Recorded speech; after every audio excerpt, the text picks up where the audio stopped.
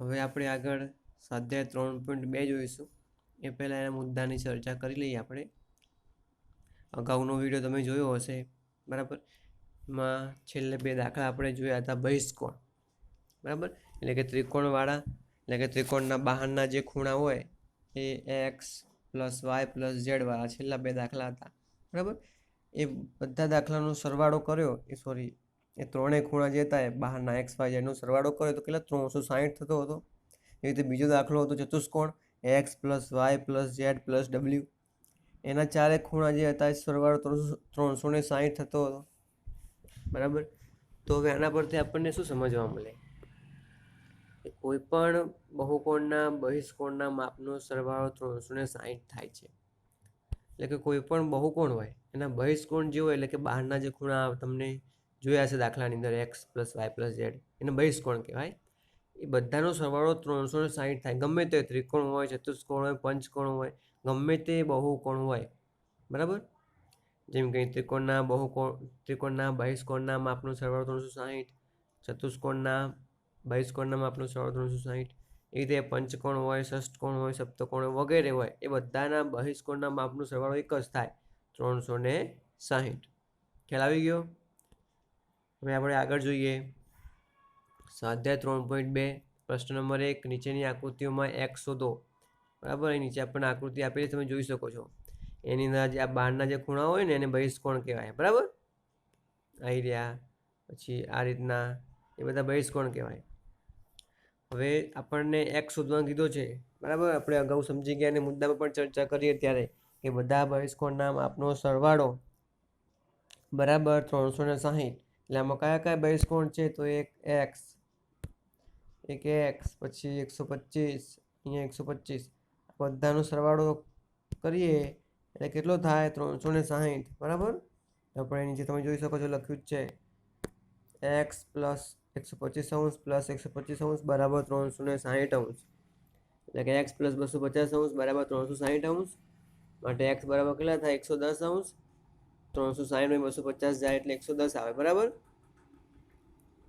ખ્યાલ આવી ગયો? હવે જોઈએ દાખલા નંબર 2. એમાં પણ આપણને આકૃતિ આપેલી છે, બરાબર. હવે એનો પણ બધા બહિષ્કોણના માપનો સરવાળો શોધવાનો છે. એટલે કે એની જે એક્સ હોય એ શોધવાનું છે, બરાબર. અહીંયા આપણને રકમ સૂચના આપી હતી, જો નીચેની આકૃતિમાં એક્સ શોધો. તો આ જે આકૃતિ છે આપણી બી, બરાબર, એની અંદર એક્સ ક્યાં છે? અહીંયા છે, બરાબર. તો એ શોધવાનું છે. એટલે આપણે અગાઉ કર્યું પ્રમાણે જ બધા બહિષ્કોણના માપનો સરવાળો તો બરાબર 360 કરીને એક્સ શોધીશું. તો આ 70° છે, બરાબર. આ આપણે લંબ કરીને આપ્યું છે એટલે 90 થાય. આ 60 છે, અહીંયા કંઈ આપ્યું નથી, બરાબર. પણ તમને ખ્યાલ હશે પૂરો કોણની જોડ થાય એટલે કે આ 90નું થાય તો આ પણ 90નું થાય, લંબ જ કહેવાય બંને. એટલે કે આ પણ મળી ગયું આપણને, બરાબર. એટલે શોધવાનું રહ્યું એક્સ, એટલે આપણને મળી જશે સરળતાથી, બરાબર. તો અહીંયા આપણે લખ્યું છે કે એક બહિષ્કોણ 90 છે તો બીજો અંતઃકોણ 90 છે, બરાબર. તો આકૃતિમાં બંને બહિષ્કોણ 90ના થાય, બરાબર. એમણે સમજાવ્યું લંબવાળું એ જ છે. આપણે એમાં આવું લખીએ નહીં તો ચાલે, આપણને ખ્યાલ આવી ગયો હોય તો, બરાબર. બહિષ્કોણના માપનો સરવાળો બરાબર 360. એટલે x plus 90 plus 60 plus 90 plus 70 બધાનો સરવાળો બરાબર 360, બરાબર. એટલે હવે આ બધાનું સાદુરૂપ કેટલું થશે? 310. એટલે કે એક્સ પ્લસ 310 બરાબર 360 થયું. એટલે કે એક્સ બરાબર શું થાય? 360 માઇનસ 310, એટલે કે એક્સ બરાબર 50°. જે એક્સ શોધવાનો હતો આપણે આકૃતિ પરથી એ શોધી દીધો, બરાબર. બહિષ્કોણના માપના સરવાળાના આધારે. ખ્યાલ આવી ગયો? હવે જોઈએ આપણે પ્રશ્ન નંબર 2. જો નીચે શું કીધું છે અહીંયા કે નીચે પ્રમાણેની બાજુ ધરાવતા નિયમિત બહુકોણમાં બહિષ્કોણનું માપ શોધો. એટલે કે આપણને અહીંયા બાજુ આપેલી છે અલગ અલગ, એક 9 બાજુ, એક 15 બાજુ ધરાવતી કોઈ બહુકોણ છે, બરાબર. આટલી બાજુ ધરાવતો કોઈ બહુકોણ છે, એ બહુકોણના બહિષ્કોણનું માપ શોધવાનું છે, બરાબર. બહિષ્કોણનું માપ શોધવાનું છે. હવે આપણે આમાં એક વસ્તુ યાદ રાખીશું, એક સૂત્ર, બરાબર. કયું? તો કે 360/n, એટલે કે બહિષ્કોણનું માપ બરાબર 360/n. આ વસ્તુ આપણે યાદ રાખવાની. કે તમને એમ પૂછે કે બહિષ્કોણનું માપ શોધવું છે, દરેક બહિષ્કોણનું માપ, એટલે દરેક બહિષ્કોણનું માપ શોધવા માટે શું કરવું પડશે? 360 ભાગ્યા n કરવું પડશે. હવે એમાં દરેક બહિષ્કોણનું માપ 360 ભાગ્યા n સરખું કેમ થાય? કેમ કે આપણને શું કીધું છે? જો નિયમિત બહુકોણ, નિયમિત હોય એટલે શું? દરેક ખૂણાના માપ સરખા હોય, બરાબર? દરેક ખૂણા જે છે એટલે કે દરેક બહિષ્કોણના માપ સરખા હશે, એટલે કે બધા બહિષ્કોણના માપ સરખા હશે એટલે કે એક સૂત્ર યાદ રાખીશું આપણે, 360 ભાગ્યા n. હવે 360 તો તમને ખબર હશે કે બધા બહિષ્કોણના માપનો સરવાળો. હવે n શું છે? તો કે 9 બાજુ. તો અહીં તો આપણે ખૂણા શોધવાના છે, તો બાજુ વડે કેમ ભાગ્યું? તો તમને ખ્યાલ હશે કે જેટલી બાજુ હોય એટલા ખૂણા હોય. આપણે અગાઉ પણ સમજી ગયા કે કોઈ પણ આકૃતિ હોય, નિયમિત આકૃતિ, નિયમિત બહુકોણ, જે કે પછી કોઈ ગમે તે બહુકોણ હોય, જેટલી બાજુઓ હોય એટલા ખૂણા હોય. એટલે કે અહીંયા જેટલી બાજુ કીધી હોય એટલા ખૂણા કહેવાય. એટલે કે 9 બાજુ છે તો 9 ખૂણા વડે ભાગી એવું કહી શકાય આપણને, બરાબર? તો હવે આપણે આગળ સમજીએ. ચલો કે 9 બાજુ ધરાવતા બહુકોણના, 9 બાજુ બહુકોણના દરેક બહિષ્કોણનું માપ, એટલે કે 9 બાજુ ધરાવતું કોઈ બહુકોણ છે એના બહિષ્કોણનું માપ શોધવાનું કીધું છે. એટલે કે 360 ભાગ્યા n કરીશું, બરાબર? 360 છેદમાં n બરાબર કેટલા? 9 છે, એટલે કે 360 છેદમાં 9 કેટલા થાય? 40. એટલે કે 9 બાજુ ધરાવતો જે બહિષ્કોણ છે, બરાબર, સોરી બહુકોણ જે છે એના બહિષ્કોણનું માપ કેટલું છે? 40. એટલે કે દરેક બહિષ્કોણનું માપ, દરેક જે 12 ખૂણા, જે આકૃતિની 12 જે ખૂણા હોય, બરાબર, એ દરેકનું માપ 40 40 40 હશે. ખ્યાલ આવી ગયો? તો એવી રીતે આપણે જોઈએ દાખલા નંબર 2 કે 15 બાજુ ધરાવતો કોઈ બહિષ્કોણના, 15 બાજુ ધરાવતા કોઈ બહુકોણ હોય એના બહિષ્કોણનું માપ શોધવાનું છે, બરાબર? એટલે કે એમાં 360 ભાગ્યા 15 કરશું, એટલે કે 24 જવાબ આવશે આપણો, બરાબર? ખ્યાલ આવી ગયો? હવે જોઈએ દાખલા નંબર 3 કે એક નિયમિત બહુકોણને કેટલી બાજુ ધરાવતો હોય તો તેના દરેક બહિષ્કોણનું માપ 24 અંશ થાય, 24 ડિગ્રી થાય. હવે આપણે અગાઉ જે સૂત્ર સમજ્યા એના આધારે આ સમજવાનું છે. જો આગળના દાખલામાં શું કીધું હતું કે બહિષ્કોણનું માપ શોધવાનું હતું, બરાબર? બહિષ્કોણનું માપ શોધવાનું હતું. અહીંયા બહિષ્કોણનું માપ આપી દીધું છે, શોધવાનું શું? જે બાજુ શોધવાની છે. આપણે એમાં બાજુ આપેલી હતી, આમાં બાજુ શોધવાની છે, બરાબર? તો હવે આપણે જોઈએ. ચલો સૂત્રમાં એનું એ જ છે, ખાલી થોડું સૂત્રને કરતા બનાવીને આપણે બાજુ શોધવાની. તો કે બહિષ્કોણના ખૂણાનું માપ બરાબર આપણે શું લખતા? 360 છેદમાં n, એટલે કે 360 ભાગ્યા બાજુ, બરાબર? એટલે કેટલી બાજુ રહેલી છે એ. હવે આપણે આ દાખલામાં શું કરવાનું છે? બહિષ્કોણનું માપ આપેલું છે, બાજુ શોધવાની છે. તો સૂત્રને કરતા બનાવી એટલે જો બાજુ આ બાજુ આવતી રહે અને બહિષ્કોણનું માપ આ બાજુ આવતું રહે, બરાબર? તો આપણે અહીંયા એવું જ લખ્યું છે કે બાજુની સંખ્યા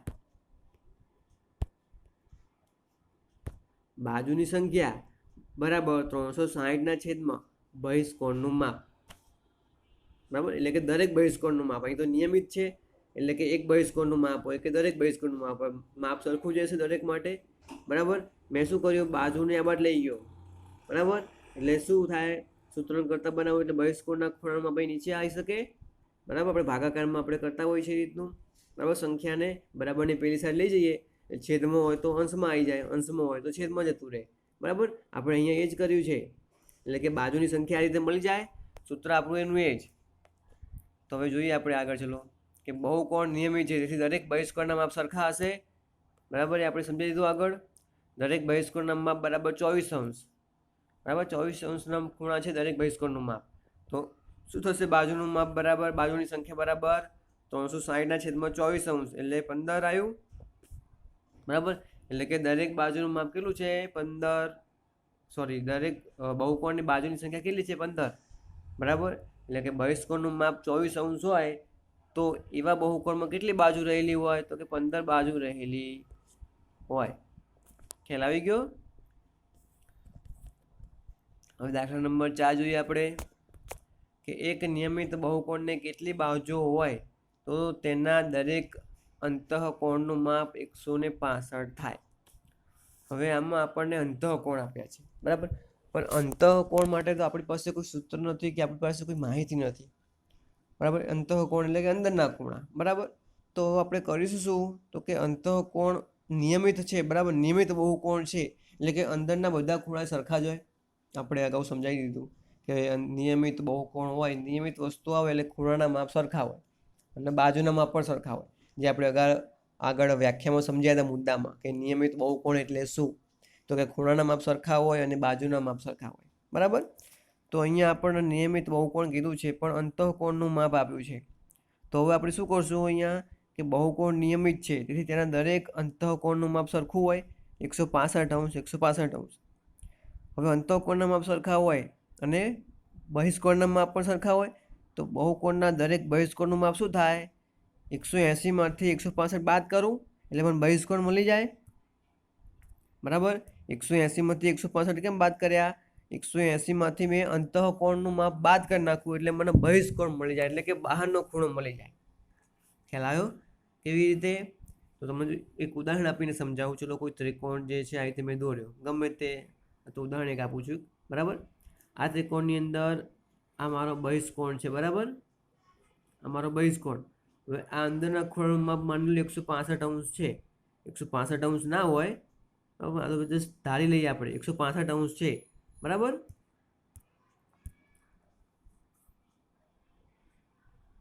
આ 165 અંશ છે મારું. અમારા બહારનો ખૂણો બહિષ્કોણ શોધવું હોય તો શું કરવું પડે મારે? આ રેખિક જોડના ખૂણા થાય સીધી લાઈન આવી રીતે, એટલે કે 180માંથી મારા બાદ કરું તો મને આ ખૂણો મળી જાય. 180 જે આખો ખૂણો જે છે એમાંથી આટલો ખૂણો બાદ કરી દઉં. બરાબર. તો આટલો ભાગ મને મળી જાય. એટલે મેં 180માંથી 165 બાદ કર્યા એટલે મને બહિષ્કોણનું માપ મળ્યું, એટલે કે દરેક બહિષ્કોણનું માપ 15 અંશ છે. બરાબર. હવે આપણને બહિષ્કોણનું માપ મળી ગયું તો શોધવાનું શું છે? જો બાજુનું માપ શોધવાનું છે તો બહિષ્કોણના માપ પરથી બાજુનું માપ મળી જાય આપણને. સૂત્ર પ્રમાણે આગળ કે બહિષ્કોણની બાજુની સંખ્યા બરાબર 360ના છેદમાં ખૂણાનું માપ એટલે કે 15 અંશ એટલે કે 24. બરાબર. એટલે કેટલી બાજુ રહેલી છે બહુકોણમાં? 24 બાજુ રહેલી છે. ખ્યાલ આવી ગયો? બાજુ મળી ગઈ આપણને કેટલી હતી એ. હવે આપણે જોઈએ આગળ દાખલા નંબર 5. જો અંદર 5 એમાં કે એવા નિયમિત બહુકોણ શક્ય છે કે જેમાં દરેક બહિષ્કોણનું માપ 22 અંશ હોય. બરાબર. એટલે કે આપણને પૂછ્યું છે કે એવું કોઈ બહિષ્કોણ શક્ય છે કે જેમાં એવો બહુકોણ જે શક્ય જે છે નિયમિત બહુકોણ કે જેના બહિષ્કોણ એટલે કે જે બહારનો જે ખૂણો હોય એનું માપ 22 અંશ હોય. આપણને પૂછ્યું છે કે બહિષ્કોણ જે છે એ 22 અંશનો ખૂણો ધરાવતો હોય એવો કોઈ પણ આકૃતિ, કોઈ પણ બહુકોણ દોરી શકાય ખરો? તો આપણે એવું સાબિત કરી, એવું જોવાનું છે, ચેક કરી તો આપણે કે અહીં બહિષ્કોણનું માપ 22 અંશ છે. બરાબર. તો 22 અંશ હોય, બરાબર, તો બાજુની સંખ્યા આપણે શોધી લઈએ. પહેલાં આપણે બહિષ્કોણ વિશે કઈ માહિતી ખબર છે? તો એક સૂત્ર ખબર છે કે બહિષ્કોણના માપ પરથી આપણે બાજુનું માપ શોધી શકીએ. તો ચલો એ શોધીએ આપણે. 360ના છેદમાં 22 થશે. તો 100 એનું સાદુરૂપ આપીએ આપણે તો 2 ઉડે, 180 ગુણ્યા 2 અને 11 ગુણ્યા 2 એટલે 180ના છેદમાં 11 આવ્યા. બરાબર. તો આ બાજુની સંખ્યા થઈ 180ના છેદમાં 11. પણ બાજુની સંખ્યા અપૂર્ણાંકમાં હોય કદી? દોઢ બાજુ, અઢી બાજુ એવું તો હોય નહીં. બાજુની સંખ્યા તો કેવી આખી પૂર્ણ હોય, 1 બાજુ, 2 બાજુ, 3 બાજુ, 10 બાજુ, 15 બાજુ. આ તો અપૂર્ણાંકમાં આવી. તો બાજુની સંખ્યા પૂર્ણ અંકમાં જ હોય, હંમેશા અપૂર્ણાંકમાં હોય નહીં. બરાબર.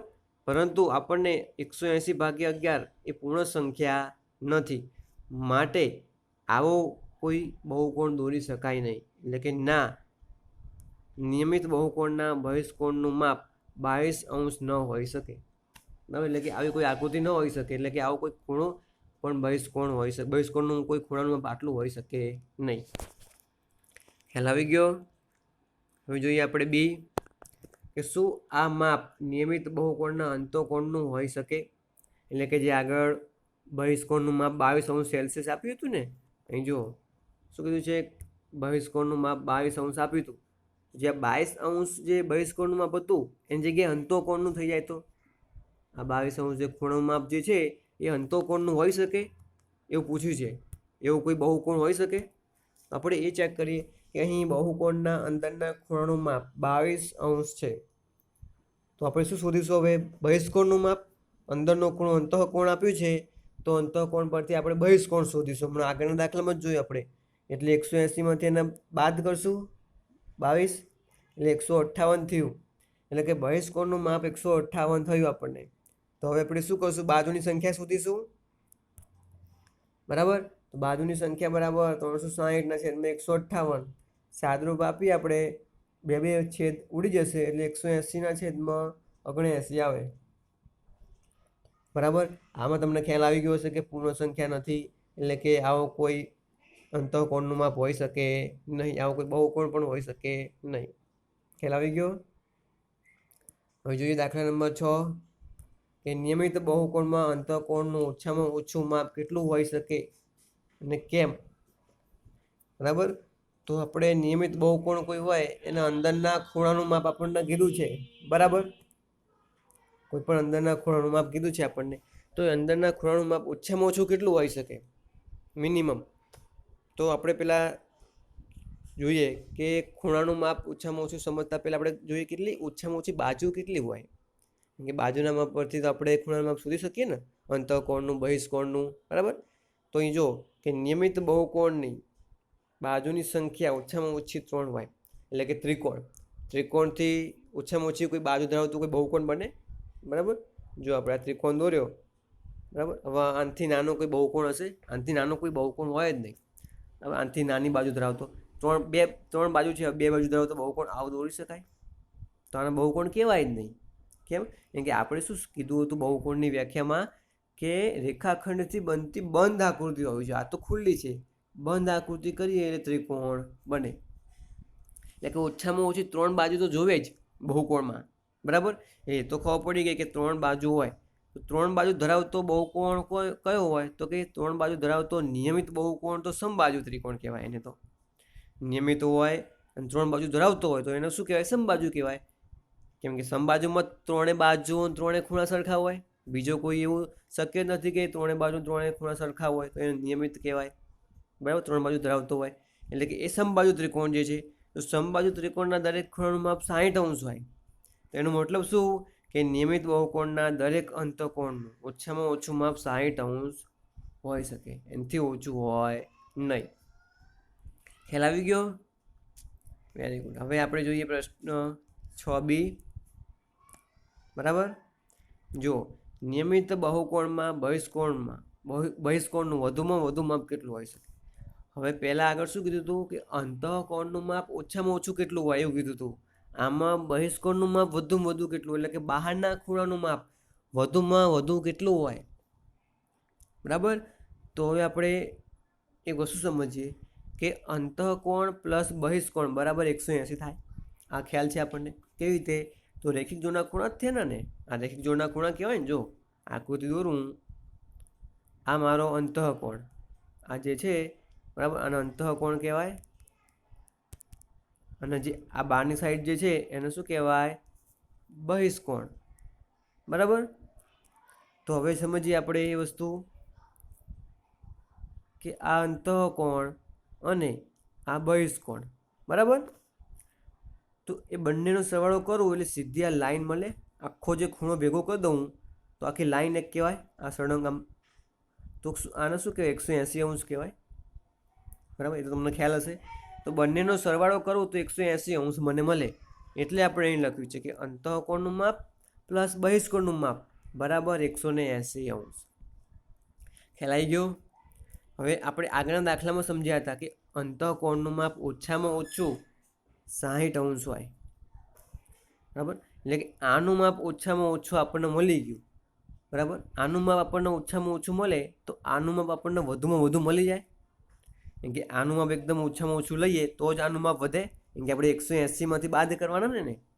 આનું માપ જેટલું ઓછું એટલું આનું માપ વધુ. સીધી વસ્તુ છે ને. આ ખૂણો જેમ નાનો થાય એમ આ ખૂણો મોટો થાય. કેમ કે બંને એકબીજાના પૂરક છે, રેખિક જોડના ખૂણા છે. એક ઘટશે તો બીજો વધશે. કેમ કે બંનેનો સરવાળો 180 થાય છે. બંનેનો સરવાળો કરીને એ બંનેના ખૂણા બને છે 180°. ખ્યાલ આવ્યો? એટલે કે આનું ઓછામાં ઓછું 60° છે. તો આ જે 60° છે 180માંથી બાદ કરી નાખું તો આ બહિષ્કોણનું વધુમાં વધુ માપ મળી જાય. તો આપણે અહીંયા એ જ કર્યું છે કે બહિષ્કોણનું વધુમાં વધુ માપ 180 - 60 એટલે કે 120. એટલે કે નિયમિત બહુકોણમાં બહિષ્કોણનું માપ વધુમાં વધુ 120° હોઈ શકે, બરાબર. ખ્યાલ આવી ગયો?